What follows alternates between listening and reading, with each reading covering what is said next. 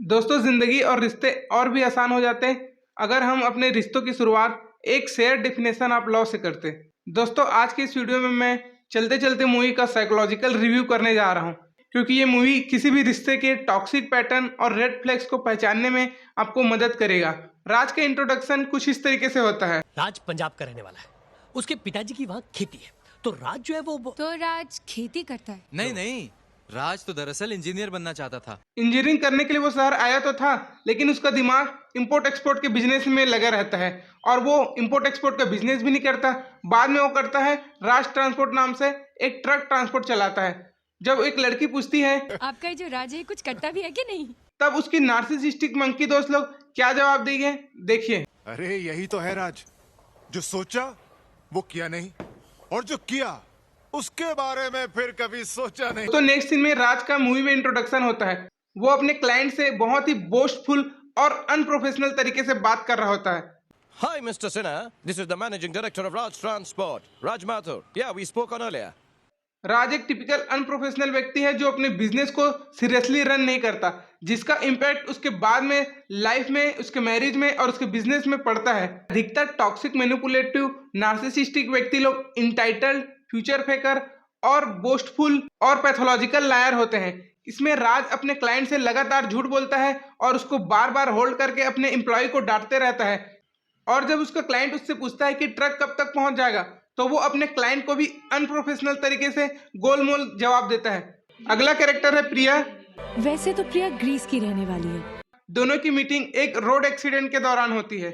उसके बाद राज अपने दोस्त के शादी में जाता है, तो दोस्तों वहां पर भी वो नार्सिसिस्ट राज अपने दोस्त के शादी का जो सेंटर ऑफ अट्रैक्शन है वो भी अपने ऊपर खींच लेता है कि तुम मेरे बारे में सुनो, मेरा रास्ता कैसा था, आते समय मैं एक लड़की से मिला और मैं खैरियत नहीं हूँ। देखो वो क्या सवाल पूछता है। इधर यारी, उससे पूछो ना उसका सफर कैसा रहा। प्रिया, तुम्हारा सफर कैसा रहा? उसके बाद प्रिया उस घटने के लिए राज से माफी मांगती है। I am really sorry. अब सॉरी से नहीं चलेगा, फिर अब तो आपको पनिशमेंट मिलेगी। कि राज प्रिया को जबरदस्ती महाबलेश्वर से मुंबई ट्रक में ले जाना चाहता था, और जब वो मना करती है तो वो उसके बाउंड्रीज को, उसके नो को एज ए आंसर नहीं लेता। एक नार्सिसिस्टिक टॉक्सिक व्यक्ति आपके ना को कभी भी आंसर के रूप में नहीं लेता। वो आपकी बाउंड्रीज को कभी रिस्पेक्ट नहीं करता। वो जबरदस्ती आपके लाइफ में पुशी हो जाता है और आपको ढकेलने लग जाता है। वो आपकी बाउंड्री को लगातार धीरे धीरे करके चेक करते रहता है, और आप अपने एम्पैथी के कारण या पीपल प्लीजिंग बिहेवियर के कारण उसके इस बिहेवियर को एक्सेप्ट कर देते हैं और अपने बाउंड्री को धीरे धीरे करके खोलते हैं। इस तरीके से एक नार्सिसिस्टिक व्यक्ति धीरे धीरे करके अपने सुपरफिशियल चार्म से आपके अंदर, आपके लाइफ में परकुलेट करता है और धीरे धीरे आपके ऊपर सटल तरीके से एक कंट्रोल एक्सरसाइज करता है। तुम मुझे 20 दिन से ढूंढ रहे हो राज। राज प्रिया को 20 दिन से डेस्परेटली ढूंढ रहा है। इस 20 दिन में उसके बिजनेस का क्या हुआ, उसका काम क्या हुआ, प्रभावित हुआ, इसका उसको कोई अंदाजा नहीं है। सुबह शाम रात दोपहर, पर तुम मिल तो गई। Can I ask you out for dinner tonight, और उसके बाद एक ड्राइव? सॉरी राज, मैं तुम्हारे साथ नहीं जा सकती। क्यों? दोस्तों, यहाँ पर राज प्रिया को अपने लव बॉम्बिंग और सुपरफिशियल चार्म से फिर से इंप्रेस करने का कोशिश करता है। वो उसको बोलता है कि आप मेरे साथ डिनर करो और या फिर राइड पर चलो। एक नार्सिसिस्टिक लव बॉम्बिंग व्यक्ति इसी तरीके से आपके ऊपर कंट्रोल एक्सरसाइज करता है अपने सुपरफिशियल चार्म से। वो आपको ड्राइव पर ले जाएगा, डिनर पर ले जाएगा, लंच पर लेकर जाएगा, गिफ्ट्स देगा, अननेसेसरी का प्रेस करेगा और आपको जो भी चीज अच्छा लगता है वही चीज करेगा। वो इस तरीके से आपको कंफर्टेबल फील करा देगा कि आपको लगेगा कि आप तो जन्नत में हैं और आप बहुत अच्छा महसूस कर रहे हैं। मेरे घर वाले वहाँ मेरा इंतजार अरे कर तो घर वालों को फोन करके बहाना बना देंगे अच्छा सा। यस। एक नार्सिसिस्टिक सेल्फ ऑब्सेस्ड व्यक्ति ही अपने फेवर के लिए, अपने कंफर्ट के लिए आपको अपने घर वालों से भी झूठ बोलने के लिए बोलेगा। यानी तुम मेरे साथ ड्राइव में चलो, मेरे साथ नाइट स्पेंड करो और मेरे साथ वो सारा चीजें करो और मुझे नार्सिसिस्टिक सप्लाई दो, एडमायरेशन दो, वैलिडेशन दो, मेरे साथ घूमो, मेरे सर्विस करो। और इस सब चीज को करने के लिए अपने घर वाले को क्या करो, झूठ बोल दो। और प्रिया जब बताती है कि उसके बचपन के फ्रेंड समीर के साथ एंगेजमेंट हो रहा है, तो राज बोलता है कि अब तुम मुझे बचपन में नहीं मिली तो मैं क्या कर सकता हूँ। प्लीज मुझे एक मौका दो, उसके बाद फिर जो फैसला करना है कर लेना। प्रिया समझदार, इमोशनली मैच्योर और क्लियर होने के बावजूद भी वो नार्सिसिस्टिक के लव बॉम्बिंग वाले जाल में फंस जाती है। दोस्तों, अक्सर ऐसा होता है कि समझदार से समझदार व्यक्ति भी नार्सिसिस्टिक के ट्रैप को पहचान नहीं पाता है। प्रिया जब राज को समझाती है तो राज क्या बोलता है, और मेरा क्या होगा? राज इतना सेल्फ ऑब्सेस्ड है कि वो हर समय अपने बारे में ही सोचता है। पूरे मूवी में हर समय वो अपने ही कोई सेंटर में रखता है। यहाँ पर भी वो रानी मुखर्जी के बारे में नहीं सोच रहा है, यहाँ पर भी वो ये सोच रहा है कि मेरा क्या होगा। वो सामने वाले को एक तरीके से गिल्ट ट्रिप में डालता है। और जब रानी मुखर्जी उससे पूछती है कि राज मैं तुम्हें कहीं छोड़ दूं, तो वो क्या बोलता है? छोड़ तो दिया। यहाँ पर राज ने प्रिया के ऊपर गिल्ट ट्रिप साइकोलॉजिकल मैनिपुलेशन को यूज किया। तुम मुझे छोड़कर जा रहे हो। राज फिर से अपना सब चीज छोड़ करके प्रिया के पीछे एथेंस चले जाता है। बिजनेस ऐसा मनु भाई, मुझे नहीं मालूम बिजनेस कैसे होता, मगर प्यार तो ऐसे ही होता। न तो बिजनेस ऐसा होता है, न प्यार ऐसा होता है। लव बॉम्बिंग करने को वो प्यार समझता है। तुमने देखा ना मैं कितना अच्छा गाना गाता हूँ, तो हर रोज सुबह तुम्हें गाना सुनाकर उठाऊंगा और रात को लोरी सुनाकर सुलाऊंगा। लव बॉम्बिंग, तुम्हारा walking talking all India radio. Love bombing. एक दूर दराज का परदेसी मेरे दिल की बात समझ सकता है, लेकिन जिसे समझना चाहिए वो ही नहीं समझता। राज प्रिया, मैंने भी डिसाइड कर लिया क्या? कि शादी के बाद एक वक्त का खाना। फिर से राज ने प्रिया का मैनिपुलेशन किया लव बॉम्बिंग और गिल्ट ट्रिप के माध्यम से। यहाँ पर उसने प्रिया को फिर से गैस लाइट भी किया कि वो समझ रहे हैं, तुम नहीं समझ रहे हो। उसके अंदर के सबकॉन्शियस माइंड में ये बात डाल रहा है कि तुम मेरे प्यार को नहीं समझ रहे हो, दूसरे लोग समझ रहे हैं। राज प्रिया के लिए सिक्का उठाने के लिए एक तालाब में कूद जाता है और वहां से सिक्का लेकर के आता है। और जब प्रिया पूछती है कि तुमने ऐसा क्यों किया, तो उसका जवाब सुनिए। किसने कहा था? तुम्हारे चेहरे ने। तुमने अपने मन में एक फैंटेसी, एक कहानी गढ़ी हुई है। यहाँ पर भी राज उसको फिर से गैसलाइट कर रहा है। वैसे तो ये गाना बहुत ज्यादा मेलोडियस है, लेकिन जब हम इसके लिरिक्स को सुनते हैं तो वो भी एक लव बॉम्बिंग है। मेरे दिल की जो है ये दास्तां, सुनो ना सुनो ना सुन लो ना। यानी कि तुम जो दास्तां सुनो वो भी मेरा ही दास्तां सुनो। मैं तुम्हारा दास्तां सुनूंगा दिल का कि नहीं वो तो मुझे नहीं पता। तुम बार बार मना कर रही हो, बार बार नहीं बोल रही हो, तुम्हारे बाउंड्रीज को मैं रिस्पेक्ट नहीं कर रहा हूँ, लेकिन फिर भी मैं ये एक्सपेक्ट करता हूँ तुम मेरे दिल की दास्तां सुनो और हमसफर भी मुझे को चुनो। एक तरीके का साइकोलॉजिकल मैनिपुलेशन वो इस गाने के माध्यम से प्रिया के ऊपर कर रहा है कि तुम मुझे ही हमसफर चुनो। बहुत ज्यादा कोई व्यक्ति जब आपके ऊपर इस तरीके से प्यार लुटाए और लगातार आपको अटेंशन ध्यान दे तो वो प्यार नहीं होता, वो लव बॉम्बिंग और नार्सिसिस्टिक मैनिपुलेशन टेक्निक होता है। उसके बाद प्रिया का फ्लाइट डिले हो जाता है, तो ये अनइम्पैथेटिक नार्सिसिस्टिक व्यक्ति क्या बोलता है फिर से सुनो। अगर फ्लाइट 12 घंटे और भी डिले हुई ना, तो यहाँ पर बहुत सारी जगह हैं जो हमने अभी तक नहीं देखी। मतलब वो इतना ज्यादा सेल्फ ऑब्सेस्ड और प्री ऑक्यूपाइड है कि वो अपने मजे के परे उस लड़की को सोच नहीं पा रहा है। यहाँ पर भी वो घूमने फिरने के बारे में सोच रहा है, ताकि वो जितना ज्यादा उसके साथ टाइम स्पेंड करेगा, जितना ज्यादा उसको अपने लव बॉम्बिंग सुपरफिशियल चार्म से उसको इम्प्रेस करेगा, उतना ज्यादा उस लड़की को उसका सप्लाई का आदत हो जाएगा। जितना ज्यादा प्रिया को राज के इस सप्लाई का आदत हो जाएगा, उतना ज्यादा वो उससे एडिक्टेड हो जाएगी और एक बॉन्ड, ट्रॉमा बॉन्ड डेवलप होगा और उसको लगने लगेगा कि मैं भी राज से प्यार करने लगी हूँ। तो क्या तुम सारी रात गाड़ी चलाओगे? लेकिन एक बार तुम्हें छोड़ दूंगा, फिर तो आराम ही आराम है। यहाँ पर राज ने प्रिया का फिर दो तरीके से मैनिपुलेशन किया। फिर से उसको अंदर गिल्ट डाल दिया कि एक बार तुमको छोड़ दिया, उसके बाद तो फिर आराम ही आराम है। और वो ये भी कहता है कि मैं पूरी रात, सारी रात जाग करके गाड़ी चलाऊंगा और तुमको तुम्हारे घर तक पहुंचा दूंगा। देखो मैं कितना अच्छा इंसान हूँ, मैं पूरी रात गाड़ी चला रहा हूँ। किस लिए? तुम्हारे लिए गाड़ी चला रहा हूँ। दोस्तों, इस तरीके के मैनिपुलेशन अक्सर एक नार्सिसिस्टिक लव बॉम्बर व्यक्ति रिलेशन के अर्ली स्टेजेस में या डेटिंग फेजेस में करता है। वो तुम्हारे लिए सारा चीज करके दे देगा इस तरीके से जैसे कि उसको लगेगा कि उससे अच्छा इंसान तो दुनिया में कोई भी नहीं है। मैं प्रिया से बहुत बहुत बहुत प्यार करता हूँ। बार बार वो सिर्फ लव लव लव को इम्पोज कर रहा है, उनके अंदर डाल रहा है कि मैं प्यार करता हूँ, लेकिन उसका एक्चुअल बिहेवियर उसके शब्द से मैच नहीं करता। एक नार्सिसिस्टिक व्यक्ति इसी तरीके का होता है, उसका एक्चुअल बिहेवियर उसके बोले गए शब्दों से मैच नहीं करता। कहने के लिए तो वो आई लव यू बोल रहा है, लेकिन वो अपने बिहेवियर से कभी भी लव रिफ्लेक्ट नहीं करता। और प्रिया के ऊपर इमोशनल, मेंटल, एक साइकोलॉजिकल नार्सिसिस्टिक अब्यूज का वो साइकिल चलाता है। एक बार वो प्यार करेगा, अगले दिन उसको डिस्कार्ड कर देगा, गाली गलौज कर देगा। फिर उसके बाद सॉरी बोलेगा और बोलेगा कि मैं बदल जाऊंगा, मैं चेंज हो जाऊंगा। फिर अगले दिन वो प्यार करेगा, फिर गाना गाएगा, तौबा तुम्हारे ये इशारे। उसके बाद फिर वो मैनिपुलेट करेगा, उसको नीचा दिखाएगा, फिर कोई ना कोई सीन क्रिएट करेगा। उसके बाद जब प्रिया फिर परेशान हो जाएगी और वो उससे दूर जाने का कोशिश करेगी, तो ये फिर वापस उसके पास जा करके मैं बदल जाऊंगा, मैं बहुत अच्छा इंसान हूँ, आई लव यू करके फिर अपने लव बॉम्बिंग से उसको जाल में फांस लेगा। फिर जब वो फंस जाके वापस आ जाएगी, फिर उसके साथ बुरा बर्ताव करेगा। Love bombing, devalue, discard, love bombing, devalue, discard, love bombing ये एक नार्सिसिस्टिक साइकिल चलता है। एक बार प्यार करेगा, दूसरे बार प्यार नहीं करेगा, फिर कोई गलती करेगा, माफी मांगेगा, बोलेगा मैं बदल जाऊंगा, फिर वो बोलेगा, लव बॉम्बिंग करेगा तुम्हारे पास आकर के कि प्लीज प्लीज प्लीज मैं बदल जाऊंगा, लेकिन फिर नहीं बदलेगा। फिर वो अपना बुरा बर्ताव जारी रखेगा।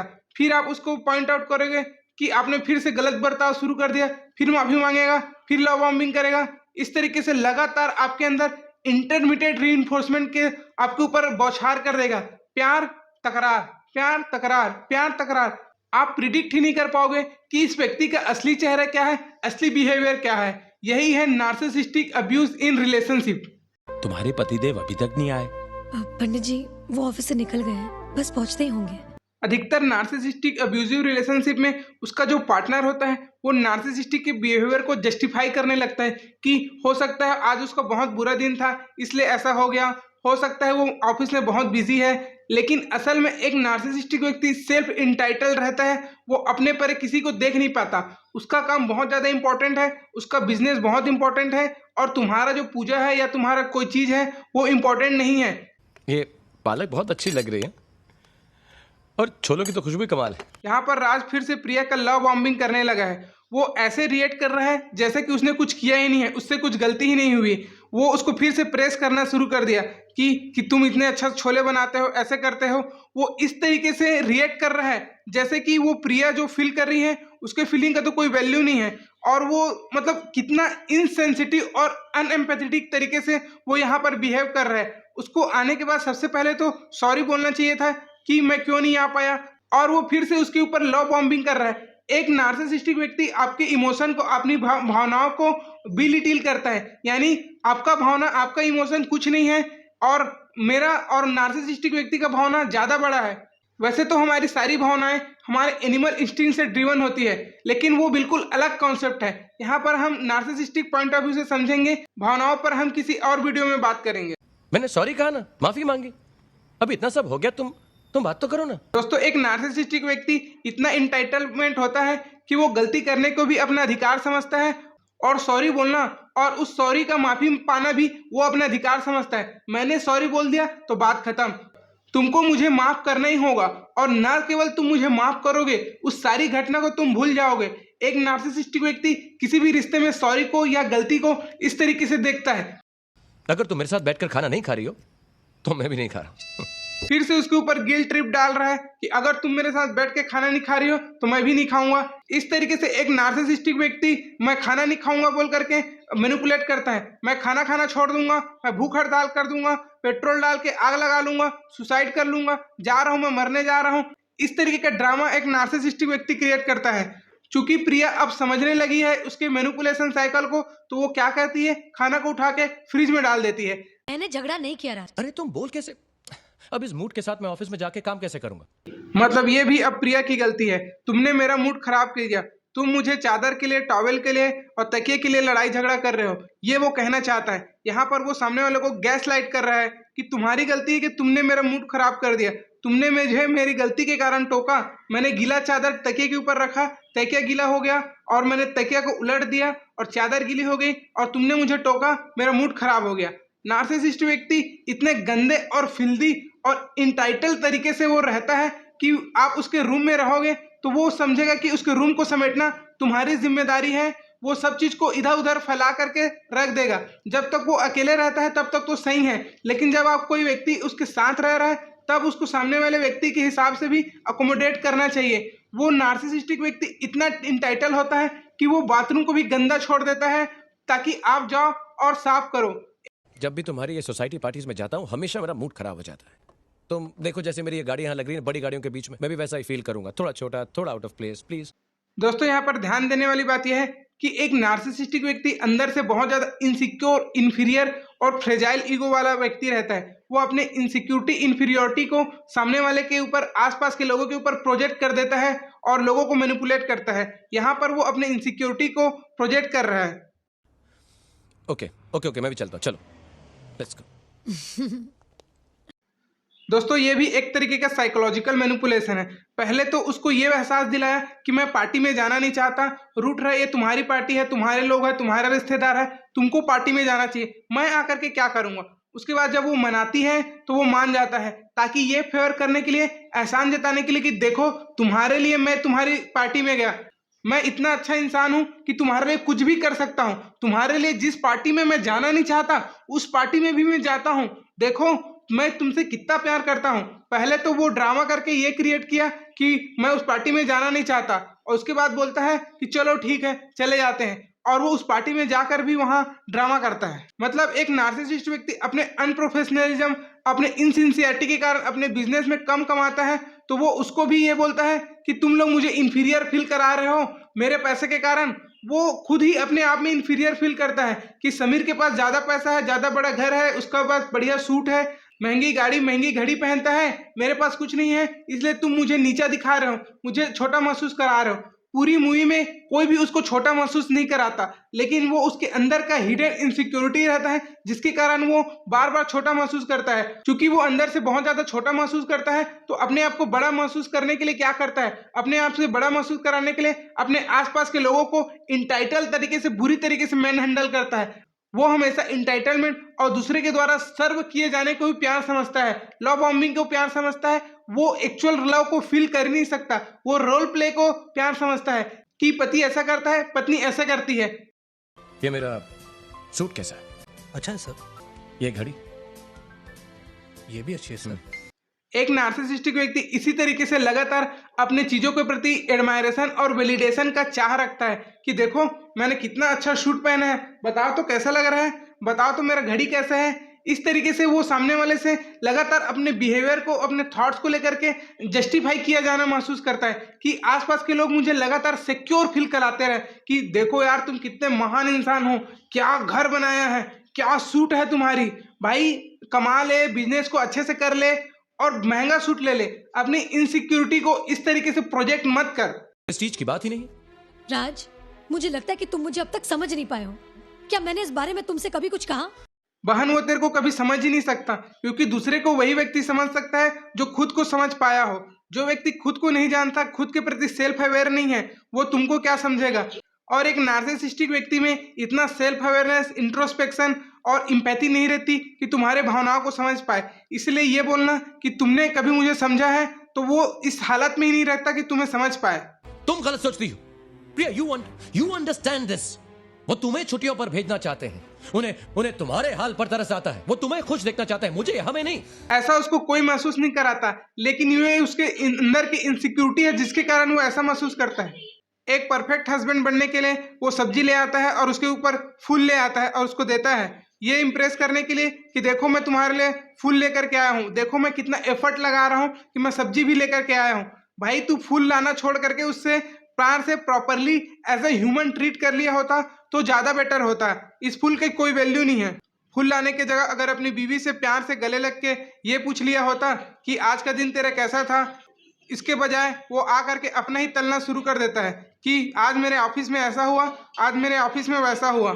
अगर मैं ये सारी चीजें करूंगा तो मैं अच्छा पति हो जाऊंगा और इससे मेरा रिश्ता सुधर जाएगा, बल्कि इससे उसका रिश्ता सिर्फ सुपरफिशियली सही होगा, थोड़े दिन के लिए टेम्पररी सॉल्यूशन के तौर पर। लेकिन परमानेंट सॉल्यूशन चाहिए नार्सिसिस्ट के साथ, तो नार्सिसिस्ट को अपने आप को बदलना होगा, लेकिन वो अपने आप को बिल्कुल नहीं बदलता है। जिस कंपनी के साथ राज काम करता था वो कंपनी डूब गया। दोस्तों ये वाला सब प्लॉट इसलिए डाला गया है मूवी में ताकि हम राज के कैरेक्टर के साथ सिंपैथाइज करें और उसके टॉक्सिक, मैनिपुलेटिव और बुरे बिहेवियर को हम जस्टिफाई करें कि उसका कंपनी डूब रहा था, इसलिए बेचारा बुरा बर्ताव कर रहा था अपनी पत्नी के साथ, जबकि वो अपने काम के प्रति खुद ही अनप्रोफेशनल और इनसिंसियर है। यहाँ पर राज का ईगो हर्ट हुआ क्योंकि प्रिया ने अपने बचपन के फ्रेंड समीर से हेल्प मांगी जिसका उसके साथ शादी होने वाला था। राज समीर से अंदर ही अंदर जेलेसी की भावना और कॉम्पिटेंस की भावना रखता था और उसके सक्सेस से जलता था, इसीलिए वो उसके द्वारा हेल्प किए जाना को अपने ईगो के ऊपर छेद के रूप में लेता है और आउट ऑफ प्रोपोर्शन रिएक्ट करता है। एक नॉर्मल इंसान रहता तो वो उसके लोन को डिक्लाइन कर देता कि भाई मुझे तेरी हेल्प नहीं चाहिए, मैं अपने दम पर कुछ करता हूँ और ये मेरा स्वाभिमान है, ये मेरा काम करने का तरीका है। लेकिन राज आउट ऑफ प्रोपोर्शन रिएक्ट करता है, अपनी बीवी का सबके सामने तमाशा बना देता है।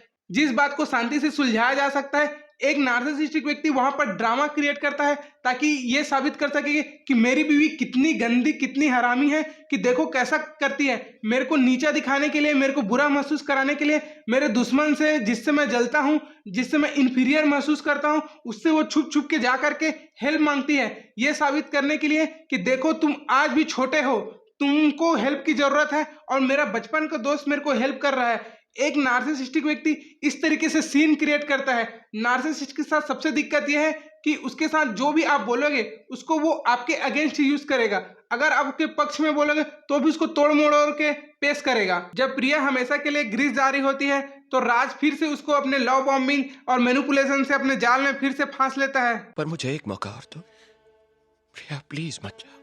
वो बार बार बोलता है कि मैं तुमसे प्यार करता हूँ, मैं बदल जाऊंगा, लेकिन वो बदलता नहीं है। उसका ये टॉक्सिक साइकिल चलते रहता है और मूवी के एंड में इस तरीके का इमोशनल नोट चलाया जाता है और हमें ये फील कराया जाता है कि पति पत्नी के बीच तो झगड़े आम होते हैं। दोस्तों, झगड़ा आम होता है इस बात से सच्चाई है, लेकिन नार्सिसिस्टिक मैनिपुलेशन बिल्कुल आम नहीं है। वो एक तरीके ऐसा इमोशनल टॉक्सिक साइकिल है जिसके कारण आपको पूरा सेल्फ कॉन्फिडेंस, पूरा इमोशनल और मेंटल वेलबींग की ऐसी की तैसी हो जाती है। इस मूवी में प्रिया से जो गलती हुई वो पहला ये था कि राज के लव बॉम्बिंग को प्यार समझ लेना, दूसरा उससे शादी कर लेना, तीसरा उसके द्वारा लगातार दिए गए रेड फ्लैग्स को बार बार मौका देना कि इस बार वो बदल जाएगा, इस बार वो बदल जाएगा। बार बार नार्सिसिस्टिक बुरे व्यवहार को जस्टिफाई करना, उसको रेशनलाइज करना कि हाँ हो सकता है इस कारण उसने ऐसा किया हो। और मूवी के लास्ट में सबसे बड़ा वो गलती ये करती है कि वापस से उसके साथ चले जाती है। जो साइकिल अब तक चलते रहा इसका कोई गारंटी नहीं है कि एक नार्सिसिस्टिक व्यक्ति उस साइकिल को बंद कर देगा, क्योंकि उसके अंदर इंट्रोस्पेक्शन पावर नहीं होता, उसके अंदर एम्पैथी नहीं होती, इसलिए वो नहीं समझ पाता कि वो किस तरीके से अपने आसपास के लोगों को बुरा बर्ताव कर रहा है, बुरे तरीके से ट्रीट कर रहा है। तो दोस्तों, आज के वीडियो बस यहीं तक था। जल्द ही मिलेंगे अगले वीडियो में, तब तक के लिए मुझे इजाजत दीजिए। बाय बाय, धन्यवाद। वीडियो अगर अच्छा लगा हो तो शेयर कीजिए और कमेंट में अपने राय लिखिए कि आप किस तरीके से देखते हैं इस मूवी को।